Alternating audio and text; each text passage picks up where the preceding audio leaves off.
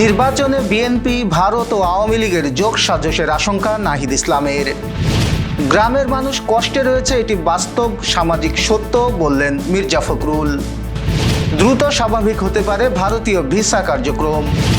আন্তর্জাতিক মাতৃভাষা ও শহীদ দিবস পালনের আহ্বান জামায়াতের।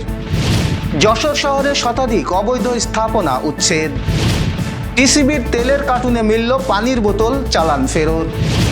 আফগানিস্তানে তালেবানের নতুন দণ্ডবিধি, হাড় না ভাঙলে স্ত্রীকে মারধরের অনুমতি। দর্শক, আমাদের রাতের আয়োজনে আপনাদের সাথে আছি আমি এস এম আরিফ। শুনছিলেন প্রধান শিরোনাম। এছাড়াও রয়েছে দক্ষিণ পশ্চিমাঞ্চলের রাজনৈতিক, সামাজিক, অর্থনৈতিক ক্ষেত্রের বিভিন্ন গুরুত্বপূর্ণ খবর।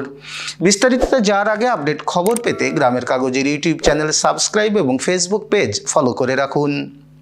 বিরোধী দলীয় চিফ হুইপ ও জাতীয় নাগরিক পার্টি এনসিপির আহ্বায়ক নাহিদ ইসলাম বলেছেন, আমরা আশঙ্কা করছি যে এই নির্বাচনে ভারত, আওয়ামী লীগের এবং বিএনপির মধ্যে যোগসাজশ রয়েছে। আজ বিকেলে রাজধানীর বাংলা মোটরে এনসিপির অস্থায়ী কার্যালয়ে সংবাদ সম্মেলনে তিনি এই মন্তব্য করেন।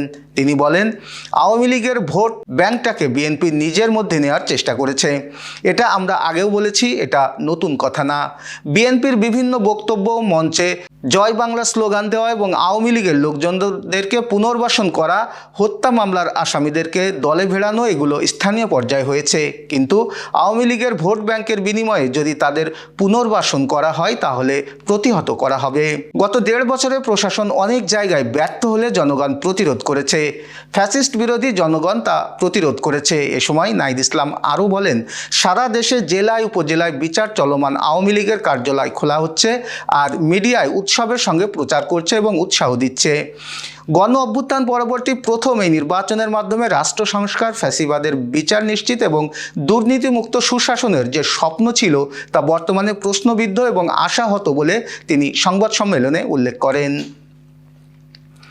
স্থানীয় সরকার, পল্লী উন্নয়ন ও সমবায় মন্ত্রী মির্জা ফখরুল ইসলাম আলমগীর বলেছেন, গ্রামের মানুষ কষ্টে রয়েছে, এটি শুধু একটি আবেগের কথা নয়, বরং এটি বাস্তব সামাজিক সত্য। তাদের কষ্ট লাঘব করা রাষ্ট্র, সমাজ এবং সচেতন নাগরিক সবারই দায়িত্ব। কর্মসংস্থান সৃষ্টির মাধ্যমে ক্রমান্বয়ে গ্রামের মানুষের কষ্ট দূর করতে কাজ করছে সরকার। আজ সচিবালয়ে স্থানীয় সরকার বিভাগের সভাকক্ষে এক মতবিনিময় সভায় তিনি এই সব কথা বলেন। মির্জা ফখরুল বলেন, একটি সফল রাষ্ট্র বিনির্মাণে আমাদের সবার ঐক্যবদ্ধভাবে কাজ করতে অত্যন্ত জরুরি। ব্যক্তি, সমাজ ও রাষ্ট্র, এই 3টি স্তর একে অপরের সঙ্গে ওতপ্রোতভাবে জড়িত। আমরা যদি ভিন্নমত ও বিভেদ ভুলে একটি টিম হিসেবে কাজ করি তাহলে উন্নয়ন, সুশাসন ও ন্যায়ভিত্তিক সফল সমাজ প্রতিষ্ঠা করা সম্ভব। বাংলাদেশিদের জন্য ভারতীয় ভিসা কার্যক্রম দ্রুত স্বাভাবিক পর্যায়ে ফিরতে পারে বলে জানিয়েছেন সিলেটে নিযুক্ত ভারতীয় সহকারী হাইকমিশনার অনুরুদ্ধ দাস। তিনি জানান, বর্তমানে সীমিত পরিসরে চালু থাকা ভিসা কার্যক্রম পূর্ণাঙ্গভাবে চালুর জন্য উদ্যোগ নেওয়া হয়েছে। সিলেট জেলা প্রেস ক্লাবের সাংবাদিকদের সঙ্গে মতবিনিময়কালে তিনি এই কথা বলেন। অনুরুদ্ধ দাস বলেন, বর্তমানে মেডিকেল এবং ডাবল এন্ট্রি ভিসা চালু থাকলেও পর্যটন সহ অন্যান্য ক্যাটাগরির ভিসা বন্ধ রয়েছে। তবে এসব ভিসা পুনরায় চালুর জন্য জোরালো উদ্যোগ নেওয়া হয়েছে। সব ধরনের ভারতীয় ভিসা কার্যক্রম দ্রুতই স্বাভাবিক পর্যায়ে ফিরে আসবে বলে তিনি আশা প্রকাশ করেন। আগামী 21 ফেব্রুয়ারি আন্তর্জাতিক মাতৃভাষা ও মহান শহীদ দিবস যথাযোগ্য মর্যাদায় পালনের জন্য দেশবাসীর প্রতি আহ্বান জানিয়েছেন বাংলাদেশ জামায়াতে ইসলামীর আমির ও বিরোধী দলীয় নেতা ডাক্তার শফিকুর রহমান। আজ এক বিবৃতিতে তিনি এই আহ্বান জানান। তিনি বলেন, আমাদের ভাষা ও সংস্কৃতিকে সম্প্রসারণ এবং সুরক্ষিত রাখতে সচেষ্ট হতে হবে, তবেই ভাষা আন্দোলনের শহীদদের স্বপ্ন বাস্তবায়িত হবে। 21 ফেব্রুয়ারি দিবসটি উপলক্ষে আলোচনা সভা ও দোয়ার আয়োজনের মাধ্যমে যথাযথ মর্যাদায় কর্মসূচি পালনের জন্য বাংলাদেশ জামায়াতে ইসলামীর সব শাখা ও দেশবাসীর প্রতি বিশেষভাবে আহ্বান জানান ডাক্তার শফিকুর রহমান। রমজান উপলক্ষে ন্যায্য মূল্যে বিক্রির জন্য সরবরাহ করা টিসিবির একটি চালানে তেলের পরিবর্তে পানি পাঠানোর ঘটনা ঘটেছে পঞ্চগড়ের বোদা উপজেলায়। গত বুধবার 18 ফেব্রুয়ারি বিকেলে বোদা উপজেলা এলএসডি গুদামে পণ্য খালাসের সময় শ্রমিকদের ওজন নিয়ে সন্দেহ হয়। পরে একটি কার্টুন খুলে দেখা যায় 2 লিটার ধারণ ক্ষমতার 9টি বোতলে সয়াবিন তেলের বদলে পানি ভর্তি। বিষয়টি ধরা পড়ার সঙ্গে সঙ্গে পণ্য খালাস বন্ধ করা হয় এবং চালানটি গ্রহণ না করে ট্রাকটি ফেরত পাঠানো হয়। ঊর্ধ্বতন কর্তৃপক্ষকে বিষয়টি জানানো হয়েছে বলে জানিয়েছেন সংশ্লিষ্টরা। এবার যশোর সহ আঞ্চলিক সংবাদ। যানজট নিরসনে উচ্ছেদ অভিযান চালিয়েছে যশোর পৌরসভা। আজ বেলা 12:30টায় অভিযানে শহরের চৌরাস্তা থেকে দড়াটানা পর্যন্ত সড়কের উভয় পাশে শতাধিক অবৈধ স্থাপনা উচ্ছেদ করা হয়।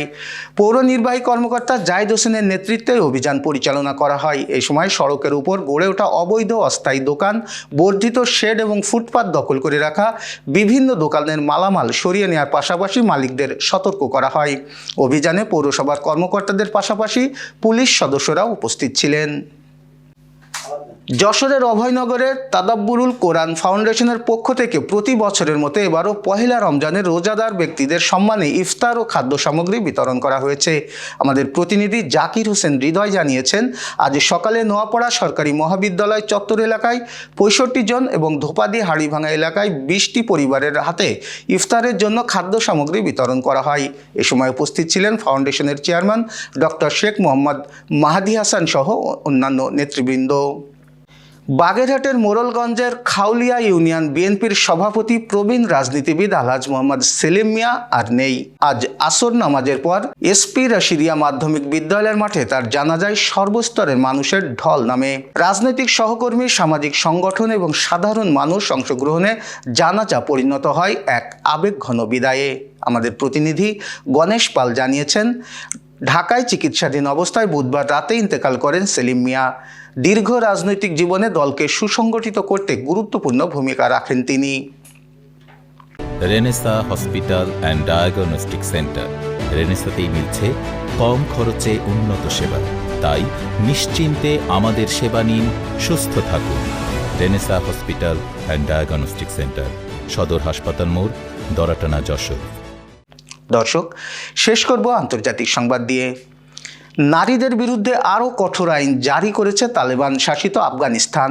নতুন ফৌজদারি আইনে স্বামীদের স্ত্রী ও সন্তানদের শারীরিকভাবে শাস্তি দেওয়ার বৈধতা দেওয়া হয়েছে, যতক্ষণ না মাঠ ধরে হাড় ভাঙে বা গুরুতর জখম হয়।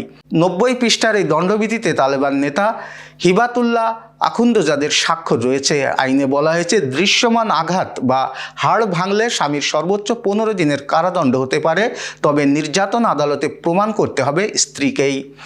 আদালতের অভিযোগে জানাতে হলেও নারীদের সম্পূর্ণ হিজাব পরা অবস্থায় এবং স্বামী বা প্রাপ্তবয়স্ক পুরুষ সঙ্গে নিয়ে উপস্থিত হতে হবে।